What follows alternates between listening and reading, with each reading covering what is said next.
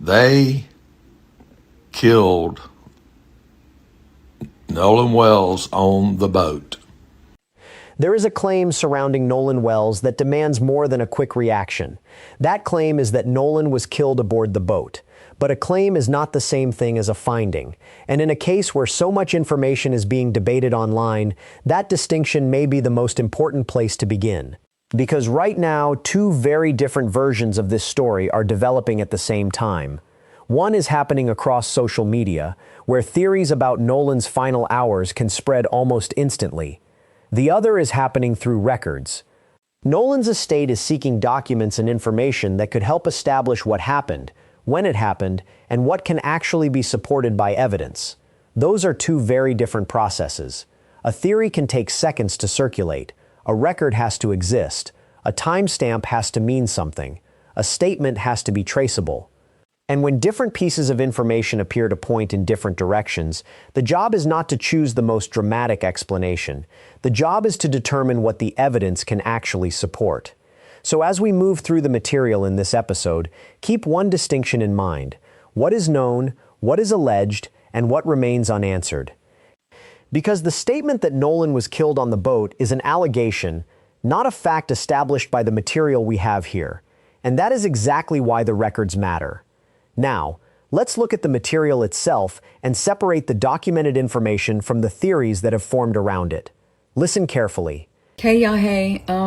I got this video a couple of days ago and I've been kind of like not really interested to see it, but I finally just said, what the heck, let's listen to what he has to say. So let's listen to him. They killed Nolan Wells on the boat. They covered him up with the life jackets. They all knew he was on the boat. They just laid him on the back of the boat and got towed in part of the way. Then they got their boat running and they got on in. And when they got in, they couldn't figure out where they were going to put him or what they were going to do. So they dropped everybody off. Then they went back out to the island that the GPS doesn't show, but they did because they disconnected it, okay? And none of them had their phones with them when they went back. So there wasn't any trace of them going back. And they dumped the body. They came back, took the boat out of the water, then went over there at 3 a.m. and washed the boat, thinking washing the boat would get all the DNA and everything off the boat. Now, after you've listened to it, I'm sure that you got the same thing that I have. I don't think that he's describing what happened or like if he had firsthand knowledge of what happened and things of that nature. I think what he is doing is saying that this is what he heard on one of the panel's lives or something of that nature. And he is saying that these content creators, TikTok creators, we are the best investigators out there, and that the police or investigators, or if there are any in this case, should look into the things that we have researched, because he feels that we're spot on. There is an investigation happening, and the paperwork matters. While you watch me scroll through the Jackson County Chancery Court website, understand what you're looking at. These are real court filings, including updated subpoenas issued today seeking records connected to the sea tow call and towing activity. And that is only part of it. There are multiple filings, requests, and legal steps happening behind the scenes. The fact that the official autopsy has still not been publicly released also tells us this process is not finished. We should not confuse a lack of public information with a lack of activity. So don't lose hope. Don't assume nothing's happening. There's a lot happening. At the time, the public is investigating too. People are going back through interviews, timelines, statements, screenshots, and records, and they are noticing something important. What was said at the beginning does not always match what is being said now. The interviews that were supposed to settle the narrative are creating more questions. We are seeing contradictions between different accounts. We're going to continue breaking those statements down, especially statements made by Warren Hudson against the timeline, the records, and what was previously said. This is why we keep saying, follow the documents, follow the timeline, follow the evidence. We check power, not people. This is the Free Press Action Network, so stay tuned. We have much more coming, and make sure you're following Free Press Action Network across all platforms. Stay tuned.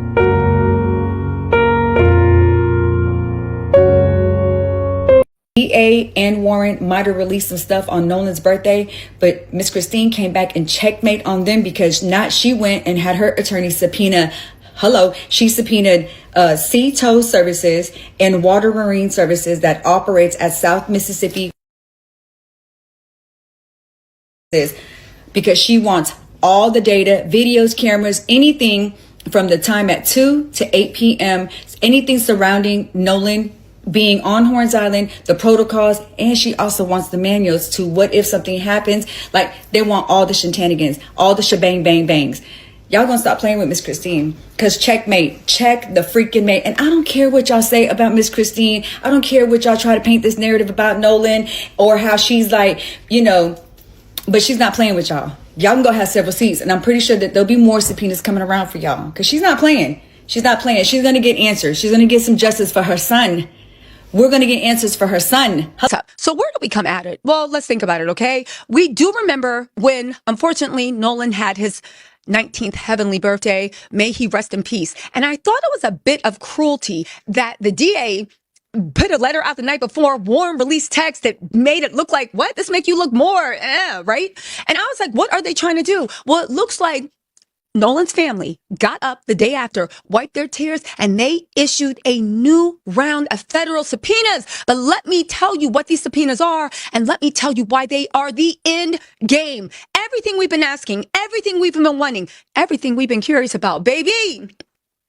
I will say one thing. Well, let me get into the story, but let me just say this. I do believe that, Loki, I do believe that if that town had been slightly empathetic, cared a little bit about the even didn't treat her like she was dirt on their shoe, talking about something, we told you what happened to your boy and all this stuff. I really do think the town would have gotten away with it if the town had something to do with it. I think that because they were so cruel, because they were so cold-blooded, that is why they were forced to do this, and that is why they are getting even more than they bargained for.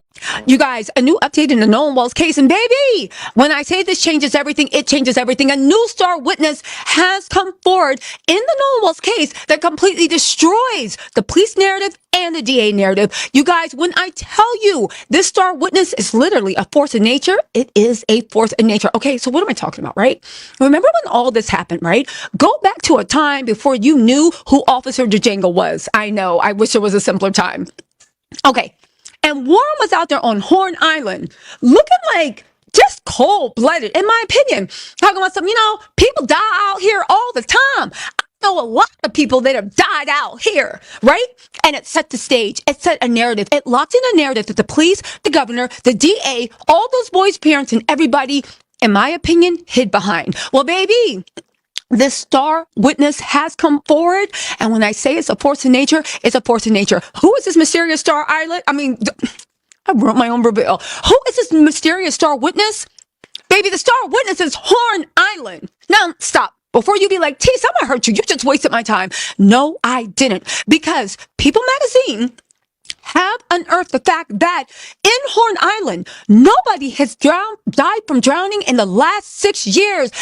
And more importantly, even if you go into a decade or 2 decades ago, at most a handful of people, and we're talking 2, 3, 4 people, have passed away on Horn Island or from Horn Island drowning. Again, nobody has died, nobody has drowned on Horn Island in over 6 years, and before that is a sprinkling. Why is this so important? Because you guys, the nature, the geography, the currents is literally what blows this case apart. Let me explain. I have the receipts, and I promise by the end of this, yeah, you might agree with me too. All right, so where do we start? Let's get into this. Okay, first, let's talk about what I want to call the perjury trap, all right? Y'all remember, the boys came out there and started saying, right from the gate, that from the gate saying people die out here all the time on Officer Tatum's interviews, on the media, on the news, everywhere they could. Now, why is that important? Because some people say that this proves that they were setting a predetermined narrative that they knew was a lie. Okay? How do we know it's a lie? Because and let's make sure we're right, the official Jackson County coroner records, okay, published in People magazine, but more importantly, it's in Jackson County and it's in federal, right? The federal systems, right? They just stepped in and proved that nobody's drowned in over 6 years. Now, hold that snapshot right there, because why is this so important? Why is this a star witness? One, first thing we have to ask, who gave those boys a narrative? Okay? Who gave those boys a narrative that, oh, was it the police? Did the boys say something? The police were like, don't worry, people die out there all the time. And it locked in a narrative that stuck in the boys' head, but more importantly, it stuck in everybody's head saying, you just need to accept Nolan drowned. Nolan drowned. Now pause right there, because now we have the splinter, okay? Materials and written procedures for handling reports and boats taking on water and sinking. The War Marine subpoena goes even deeper. She wants all calls tied to the incident, including dispatch calls and communications between the captain, local crew, and people connected to the boat. She also wants all other communications about the incident and records showing whether any of them changed or ended CTO's response. Woo! Now listen, I know what you're saying. T said it seems standard. This is not standard. This is a checkmate. When I say this is Thanos with the affinity ring coming in around the DA and being like, oh, and that grand jury, please. Okay, so let me break it down why this is so amazingly good, but also amazingly bad for the DA and the locals that want to keep complete control and secrecy over the case. All right. This is an absolute masterpiece. Let me start off by saying of civil litigation. Hands up to Ahmad R. Smith law firm, okay?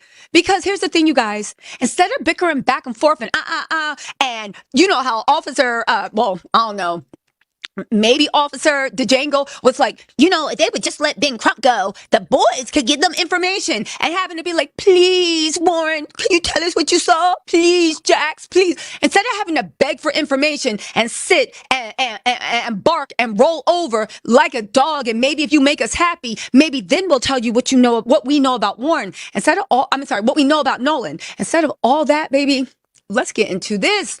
It targets a neutral corporate third party. Now, I took notes. Private maritime towing corporations do not answer to Jackson County Sheriff or even local state politicians. They answer to federal compliance and corporate liability. That's right. Let's wake it up with the wrongful death suit, but more importantly, the federal compliance. Because things are federal compliance, everything needs to be documented, recorded, and there has to be a log. But it gets deeper. Listen to this, right? Listen. One, they're pushing for the unredacted hot mic audio and dispatch recording. Now, do you guys remember the leaked audio? And it wasn't really leaked. It was released by MDNR. But there was audio from the emergency call that included background voices shouting heavily debated phrases. Now, get this. The defense attorneys quickly went on national news claiming that it was doctored or just boat sinking panic. But this is the trap. CTO's corporate data servers record multi-channel, high-fidelity master tracks. By subpoenaing the files directly from the parent company, the family's independent audio engineers will get the original, uncompressed audio files before any compression or masking occurred. If these raw tracks do show, and many people believe it will, that there were people who were trying to revive Nolan on the boat hours before they told police he vanished, the accidental drowning on the island narrative is destroyed. Now, again, we are not saying that the boys at all are involved. We're just trying to find out what happened to Nolan, but that CTO call might be the first key. What's more, the GPS, you guys, breaking update in the Nolan Wells case, they have issued a new round of subpoenas. And this one, baby, when I say, if you had something to do with either Nolan's tragic ending or the way Nolan was found, baby, you might as well turn yourself in right now, because Ben Crump, Ahmad Smith, the NAACP, who else? Eric Hart, Nolan's parents, baby, they have done a checkmate. It's over for you. It's over for that DA, and it's over for that small town.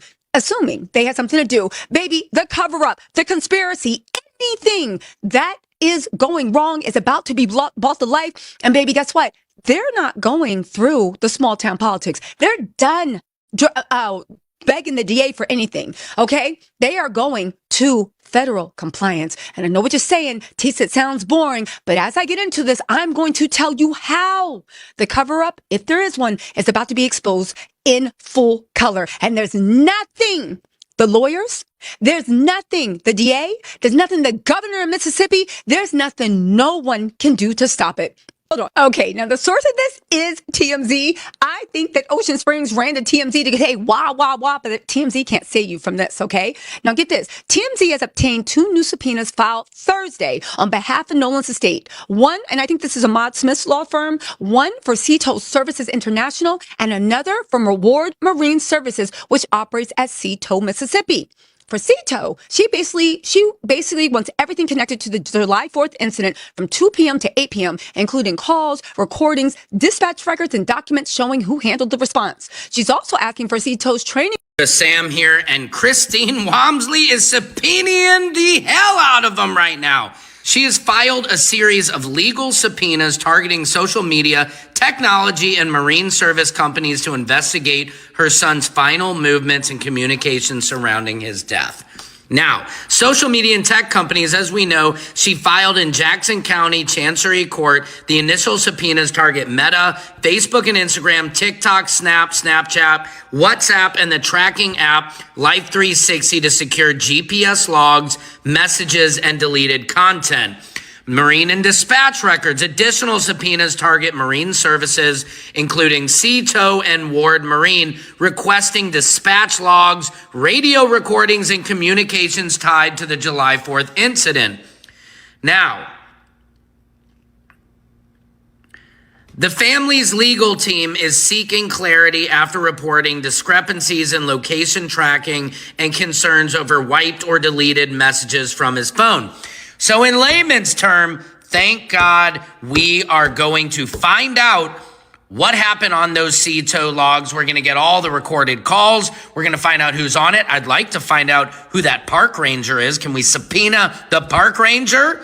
Thank God for the team, the dream team as we're calling them, because now we are going to get some answers that they have not wanted to give us. Secret Service Sam out, Samson for president of the world. Nolan Wells' case just got hot. Just when they thought they had the upper hand, Nolan Wells' estate just came in with guns a-blazing. And that's what we're going to talk about. But before we get into that, I need you to like, share, and subscribe to the channel so that you're alerted the next time I upload a new video. That's right, Nolan Wells' estate just filed a subpoena for the Seatow call.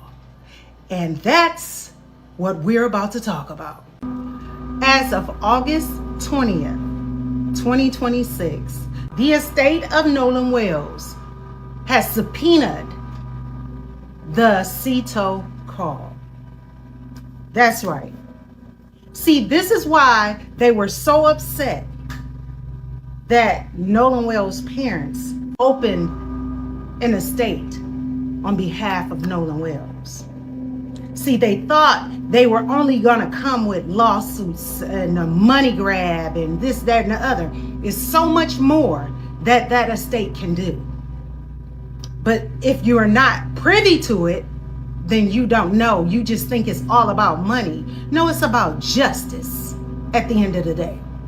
These people want justice for their son. And since everyone wants to say the transcription that Janetta Brantley did on the Seatow call wasn't legit, it was gibberish, everything that she was talking about, it wasn't, you need the original. Okay, I told you. The loudest in the room is always the weakest person. That's the weakest link, because they're always doing this when the quiet person over there is doing this. When I tell you there will be justice in Nolan Wells' case, that's exactly what I mean. When they get that, they have 21 days to turn over the original CETO call, and the professionals will transcribe it. They will do exactly what Janetta did. The background voices, pull them to the front. Take away the extra, and you'll hear exactly what was said during that call. And guarantee we will come out with victory, because they are going to come back with the same exact thing as Janetta Brantley did. She gave all her credentials. What she did was legit, but they had to debunk it some way, somehow. And now look what you did. It's amazing. Let me explain something to you. No one is above the law. And this is what every single American needs to understand. This justice system, it has to change. These two cases between Nolan Wells and Carmelo Anthony, I said it once and I'll say it again, is going to go down in history for Texas and for Mississippi. Because look how everything happened. Another case came about after Carmelo's case, and the tables was turned on it. And what did they want to claim? Oh, it wasn't them. They didn't do it. He drowned. Yeah, I bet. Well, we'll see in 21 days. Now, won't we? The estate of Nolan Wells has spoken. And the original CETO call has been subpoenaed. Let me know how you feel about this new information in the Nolan Wells case. Don't forget to like, share, and subscribe to the channel so that you're alerted the next time I upload a new video. Hey, so I know that people are starting to question this image, and I'm glad that they are starting the conversation about the image before me, because when I looked at it, when it originally came out, I zoomed in specifically into this in space, and I was thinking, like, does that look like a bunch of people laying, sunbathing, or anything in that nature? Or is it looking like what is that? So let me show you the picture I'm talking about. Now, you guys always know me. I'm sharing. I'm not alleging. I'm not accusing. I'm just asking questions. So pipe down with all that other conversation. But you tell me what you see and let's dialogue about that. Because when this image literally first came out, it really took me back. Mind you, the other three boats that are there, but specifically zooming in into this location, it was taking me back. So what do you see? Because I'm not going to say anything. What did you see? And let's talk about it. Let's slow this down, because once you hear several claims about Nolan Wells one after another, it becomes very easy for the distinction between an allegation and evidence to disappear. And that distinction matters. The statement we heard at the beginning, that Nolan was killed on the boat, comes from an anonymous source. From the material available here, we cannot establish who that person was, whether they personally witnessed anything, or whether the information was firsthand at all. That doesn't automatically make the statement meaningless, but it does mean we cannot treat it as established fact. And that's the standard we should apply to everything else in this case. Because if one unverified story is answered with another unverified story, nothing has actually been solved. We've simply replaced one theory with a different theory. The more useful question is, what can be independently checked? And that brings us to the records. Reporting has described subpoenas pursued by Nolan's legal team seeking information from technology and location tracking companies, including Meta, TikTok, Snap, and Life360. The importance of that development isn't that these companies necessarily hold the answer. It's that they may hold records capable of testing parts of the timeline. A person's recollection can change. A person's interpretation of an event can differ from someone else's. But a digital record may give investigators another point of comparison, a timestamp, a location record, a communication log, account activity, metadata. None of those things automatically tells us what happened to Nolan, but they can potentially establish where a device was, when an account was active, or when a communication occurred. And that gives investigators something different from an argument between competing narratives. It gives them information that can potentially be examined against the timeline. That's why the digital trail deserves attention. Not because a phone record automatically proves a theory, not because a location marker automatically explains a disappearance, but because records can sometimes expose the difference between what someone says happened and what the available data can actually support. And that becomes especially important when different accounts of the same period of time are being discussed publicly. If two people remember an event differently, you have conflicting recollections. If an account changes, you have a discrepancy that needs to be examined.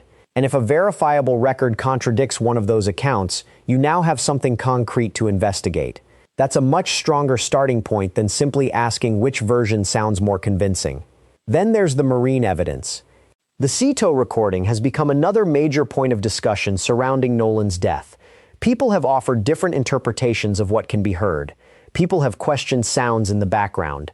And there has also been discussion about whether material circulating online accurately reflects the original recording. But here's where the conversation should become much simpler. If the original recording can be obtained and properly examined, why should the case depend on what individual people think they hear in an online copy?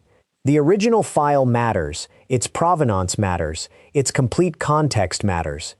And if there are questions about whether an edited or circulated version accurately represents the source material, the answer isn't for thousands of people online to vote on which interpretation they prefer. The answer is to examine the original. That's the difference between speculation and verification. And it is one reason the legal pursuit of records is important to watch. Nolan's family is not simply relying on social media to reconstruct his final hours. Through the legal process, records are being sought that may help establish pieces of the timeline that remain disputed or incomplete. But there's another reason this discussion needs to stay grounded. Because it's easy to spend so much time talking about boats, phones, audio files, subpoenas, timestamps, and online theories that we forget who all of this is actually about. Nolan was a person before he became a case. He was a son, a friend, someone with people who expected to see his life continue, and now those people are trying to understand what happened during a relatively small window of time that changed their lives permanently. That is why accuracy matters here, not because every unanswered question has to produce a dramatic theory, but because the family deserves answers that can withstand scrutiny. And that brings us back to the sentence that started this discussion. They killed Nolan Wells on the boat. Is that established by the material we've examined? No. The anonymous recording does not establish that conclusion by itself. Does that mean the allegation should automatically be dismissed? No. A lead can be investigated without being promoted to a fact. That's the distinction. If evidence eventually supports the allegation, then the evidence should be followed. If evidence contradicts it, that evidence should be followed instead. The conclusion has to come after the evidence, not before it. And that is why the records we're discussing could matter so much. The answer may not come from the person with the biggest platform. It may not come from the most widely shared TikTok. It may not come from the theory that generates the most comments. It could come from something considerably less dramatic. A location record, a timestamp, a communication log, an account record, the original Ceto file, a document that establishes something about the timeline that cannot simply be argued away. That's what makes the next developments worth watching. Because every new record has the potential to do one of two things. It can strengthen something investigators already know, or it can force people to reconsider something they thought they knew, and both outcomes are valuable. So instead of asking only, who do you think is responsible, there's another question I think is far more useful. What record could answer the biggest unanswered question in the Nolan Wells case? Is it the original marine recording, the location data, the messages, the timeline, or is there another piece of evidence you believe could change our understanding of Nolan's final hours? Tell me what you think, but separate your theory from the evidence supporting it. And tell me where you're watching from, city, state, or country. Because this investigation isn't going to be settled by one viral clip. It's going to be built piece by piece. A document, a timestamp, a recording, a verified statement. A record that either confirms a timeline or challenges it. That's what we'll keep watching. And whenever a new claim appears, the question should remain the same. What proves it? This is True Crime Cole, And we're going to keep following the records, following the timeline, and separating what is known from what is still only alleged.